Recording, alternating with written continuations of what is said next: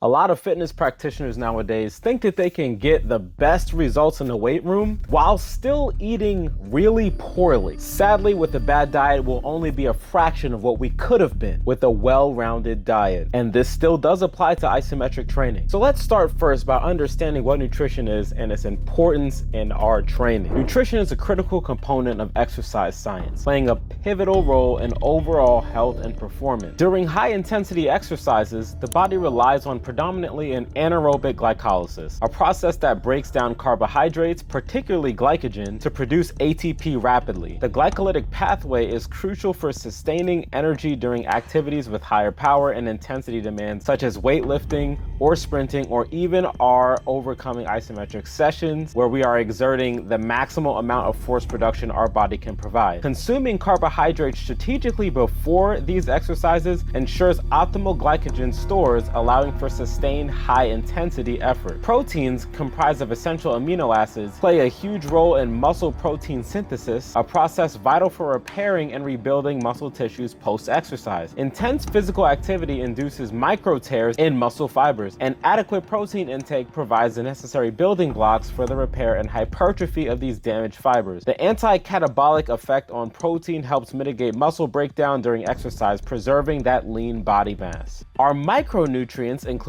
vitamins and minerals, act as coenzymes and cofactors in various physiological processes. For instance, vitamin D is essential for calcium absorption, crucial for bone health. Antioxidants like vitamin C protect cells from oxidative stress induced by exercise, and minerals such as iron are vital for oxygen transport, supporting cardiovascular function. A well-rounded diet rich in micronutrients ensures optimal functioning of these processes, contributing to overall well-being and efficiency during exercise. Adequate hydration is fundamental for maintaining intravascular volume and thermoregulation during exercise. Sweating is normal, and it's the body's mechanism for cooling, but excessive dehydration can compromise cardiovascular function and impair temperature regulation. Electrolytes, including sodium and potassium, play a role in fluid balance, and maintaining proper hydration levels is crucial for sustaining exercise performance and supporting recovery. The timing and composition of nutrients significantly impact exercise performance. Pre-exercise nutrition focuses on providing sufficient carbohydrates to top off glycogen stores and ensuring protein availability to support muscle function. During exercise, carbohydrate intake can enhance endurance by providing a steady source of energy. Post-exercise nutrition within the anabolic window emphasizes the replenishment of glycogen stores through carbohydrates and the provision of protein to initiate muscle repair and the recovery process. When it comes to managing body weight and composition, nutrition plays a role there as well. In fact, probably the biggest one. Caloric intake, macronutrient distribution, and overall dietary choices influence whether the body loses fat, gains muscle, or maintains a specific physique. A well-balanced diet tailored to individual goals, coupled with appropriate exercise, supports the achievement of desired body composition outcomes. Lastly, there's our post-exercise nutrition, which is a key component of the recovery process. Consuming carbohydrates aids in glycogen replenishment, reducing the risk of fatigue and subsequent workouts. Protein intake post-exercise facilitates MPS, reducing muscle soreness and promoting the repair of tissues stressed during physical activity. Including antioxidants and anti-inflammatory nutrients can further support recovery by mitigating exercise-induced oxidative stress. Every single one of those 7 points were all important, and I like to explain it to my clients like this. See nutrition as gasoline in a vehicle. We can change the oil, rotate the tires, swap out the tires, make sure there's windshield washer fluid, and have a fresh 12-volt battery. But if we have all those things in place and there's no gasoline in the vehicle, it doesn't matter about any of those things. This is what keeps the vehicle running long term. No gasoline, no moving. So naturally, how does that relate to isometric exercise? And is there any difference between dynamic and static regarding nutrition? With dynamic exercise, which involves repetitive movement requiring a continuous supply of energy, carbohydrates play a crucial role in providing the necessary fuel for sustained dynamic activities. With isometric exercises, though, which involve static muscle contractions without joint movement, while isometrics still utilize carbs for initial energy, the overall energy demands may be lower compared to dynamic exercises, at least when it comes to our body weight yielding variance or muscular endurance holds of a minute or more. When it comes to nutrient timing, with our dynamic exercises, they do benefit from pre-workout carbohydrates carbohydrates to provide readily available energy. Post-workout, a combination of protein and carbs aids muscle recovery and glycogen replenishment. With our isometric equivalent, it may not require as much pre-workout carbohydrate loading due to the static nature. However, post-workout nutrition with protein and carbohydrates still remain important for recovery, as there has still been damage done to the muscle. This is due to how quickly these isometric exercises, especially the OI variants, are. When it comes to hydration, both types of exercise require adequate hydration. However, dynamic exercises with increased movement and sweating may necessitate more vigilant hydration practices. With our muscle protein synthesis, dynamic exercise often leads to muscle damage and requires protein for repair and growth. Isometric exercises, while it may not induce as much muscle damage, protein still remains essential for maintaining and strengthening muscles. And this is because we are lacking the eccentric phase of the dynamic equivalent when exercising, as the eccentric is what does the most damage and causes our delayed onset muscle soreness, or DOMS. Lastly is our metabolic rate, where dynamic exercise tends to elevate the metabolic rate during and after the activity, contributing to increased calorie expenditure. With isometric exercises, it may not have the same impact on post-exercise metabolic rate, or the afterburn effect. However, that does depend on how the isometric session is performed, as the hypertrophy lifts and endurance holds do tend to trigger some DOMS on occasion. Considering those 5 mini topics, they're almost about the same, but it is important to know the small differences. By the way, we just went over some comparisons between dynamic training and static training. If you'd like to know the differences between the two, including what they are specifically, then I highly recommend you check out this video